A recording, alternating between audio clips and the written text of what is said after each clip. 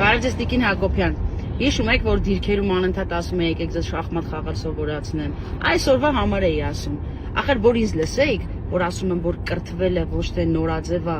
այլ պարտադիր, ինչպես պարտադիր է օրինակ շնչելը, հաց ուտելը, կրթվելն էլ անընդհատ մարդ պետք է կրթվի, ոչ թե մի պահ նորաձև է, էլ նորաձև չի։ Այ որ շախմատ իմանայիք, որ գոյություն ունի տերմիններ շախմատում, որոնք օգտագործվում են կյանքում, ինչպիսին են օրինակ ցուկ ցվանգը, ցայտնոտը, զոհաբերությունը ու իմանայիք, որ շախմատում մեկ քայլի համար, պատասխան քայլի համար պետք է ընդամենը 3 րոպե, ոչ թե 10 օր։ Ու ամենակարևորը, իմանայիք, որ